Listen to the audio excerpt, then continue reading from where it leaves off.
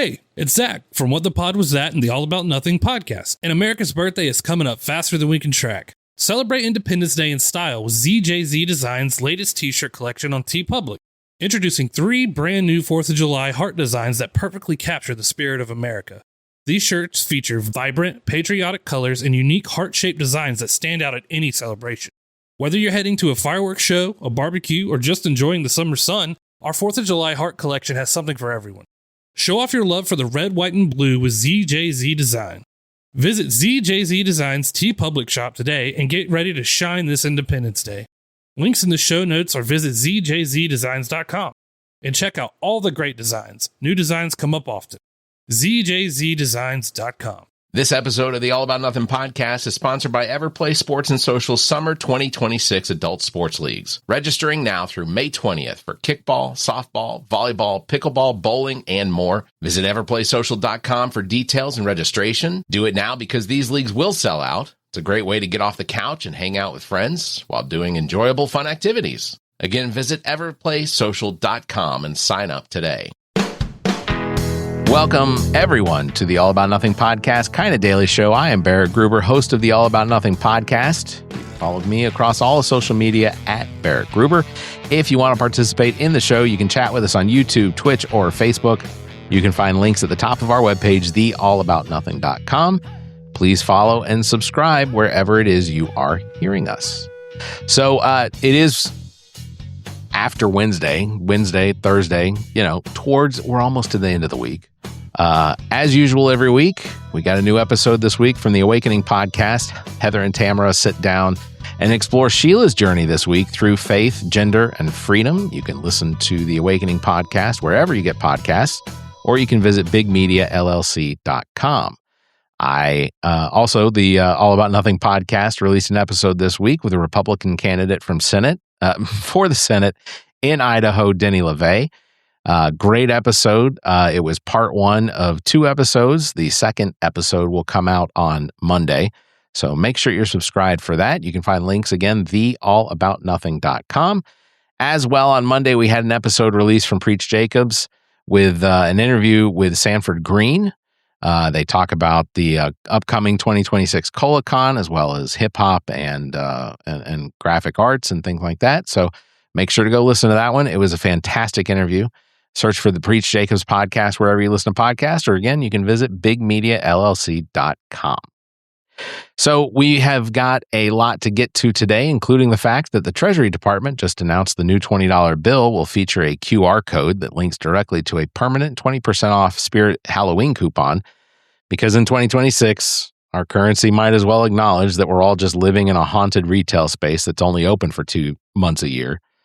But first, for more on the process that allows politicians to choose their voters with the same precision a Beverly Hills plastic surgeon uses to freshen up a Real Housewife, it's time for another Nothing or Deep Dive.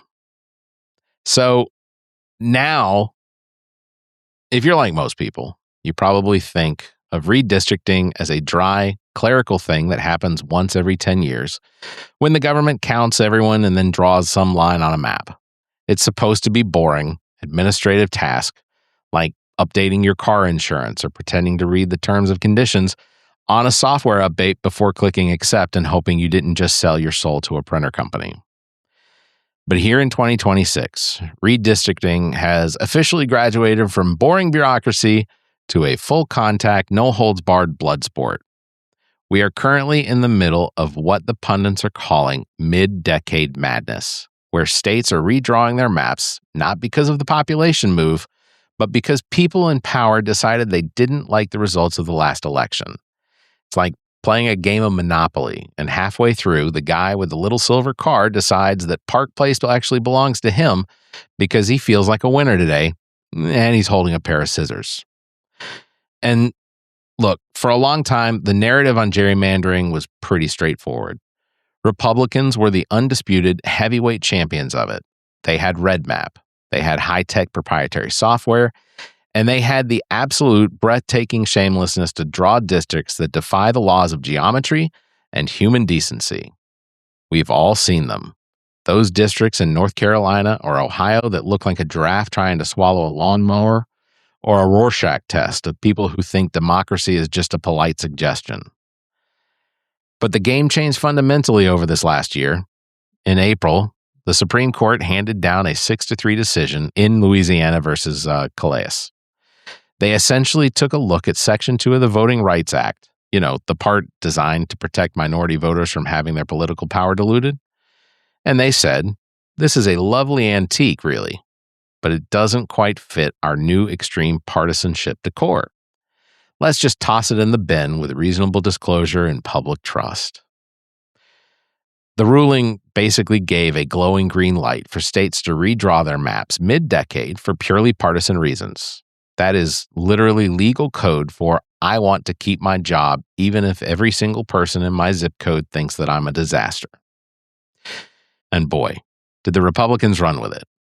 In Texas, we saw reports that Donald Trump was personally calling state officials to ensure the lines were drawn for a permanent GOP supermajority. In Florida, Ron DeSantis signed off on a map that looks like he dropped a bowl of spaghetti on a Xerox machine and told the clerk, that's the 14th district now. Make sure it includes 3 retirement homes and an alligator farm. Here's where the story takes its 2026 twist. For years, Democrats have been the ones standing on the moral high ground, clutching their pearls and saying, we need independent commissions. We need fair maps. We need to follow the rules of a civilized, functioning society. And then they took a look at the scoreboard, they looked at the Supreme Court, and they finally said, oh, I see. The rules are gone. The referee has been replaced with a guy in a MAGA hat who is currently eating his own whistle and charging us for the privilege. House Democratic leader Hakeem Jeffries recently announced the New York Democracy Project, which is a very dignified Ivy League way of saying, we're going to gerrymander the fuck out of New York because we're tired of being the only ones bringing a gluten-free baguette to a knife fight. Jeffries said, and I'm not making this up, Democrats refuse to unilaterally disarm. Unilaterally disarm. It's so cinematic. It sounds like the tagline for a movie where a mild-mannered geography teacher is pushed too far. Picture the trailer. In a world, lines are blurred. One man will draw them. Even sharper. Hakeem Jeffries is the cartographer. Coming this summer, the redistricting. This time, it's partisan. Damn, it's hard to talk that way. But that is the reality of our current moment. Democrats are essentially looking at the Republicans' playbook and saying, fine, you want to play Etch-a-Sketch democracy? Let's go. You draw a district that looks like a snake, and we'll draw one that looks like a dragon eating a snake. In California, they just pushed through a map that could net them 5 extra seats by essentially carving up suburban blocks like a Thanksgiving turkey. In Virginia, they're trying to turn a competitive split into a total sweep. It is literally an arms race, but instead of nuclear warheads, we're using Census Block 402 in the weird neighborhood behind the Arby's.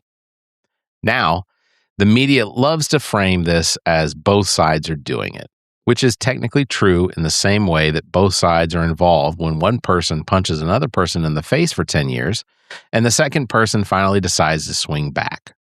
One side spent 15 years building a giant voter suppression robot, and the other side just finally figured out where the on switch was. But the result is that by the time we hit the 2026 midterms, the vast majority of these races won't be decided by voters. They'll be decided by a guy with a high-end graphics card and a highlighter with a windowless room in Albany or Tallahassee.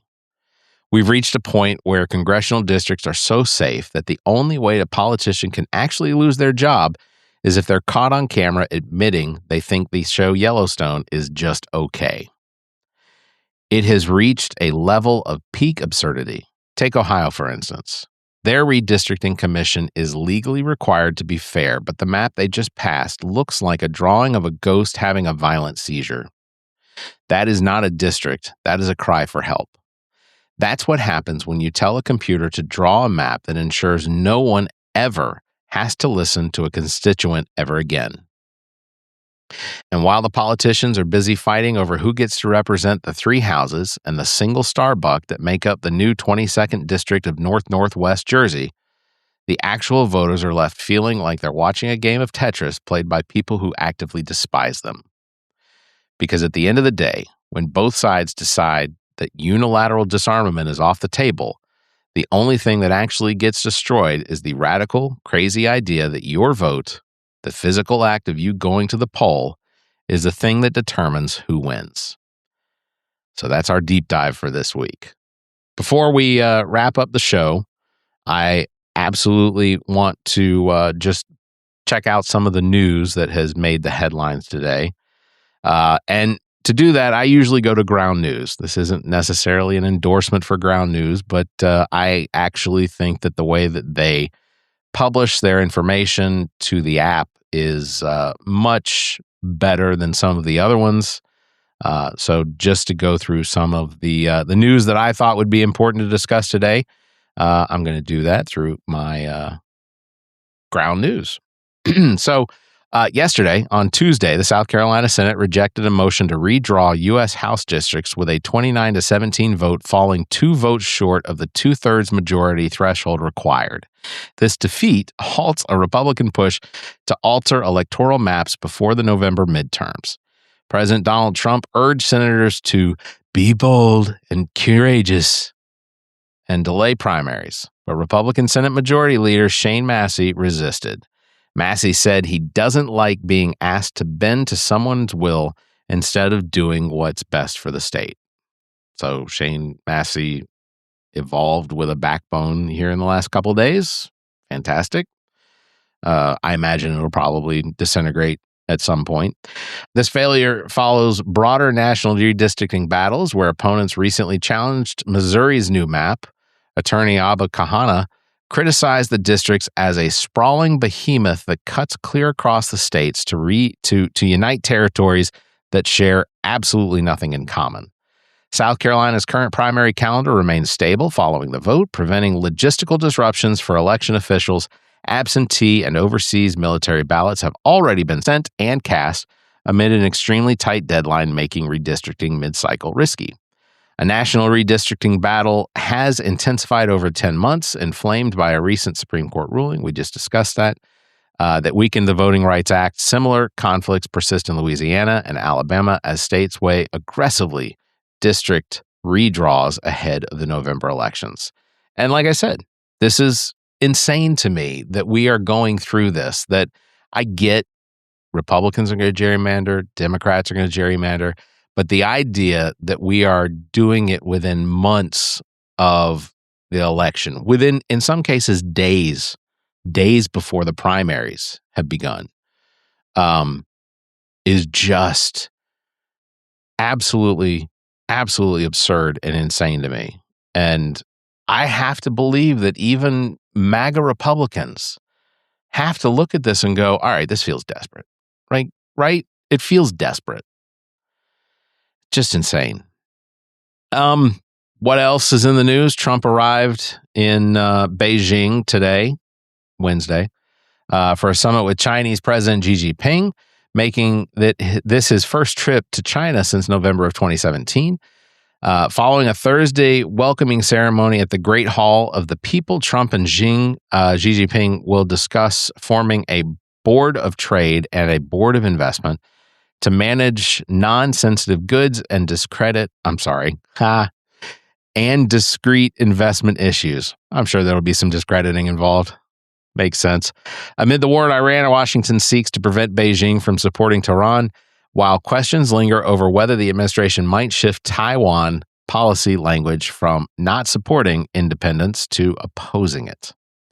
Secretary of State Marco Rubio, Defense Secretary Pete Hegseth, and U.S. Trade Representative Jamieson Greer accompany Trump, while Treasury Secretary Scott Bessent will join later following preparatory talks in South Korea.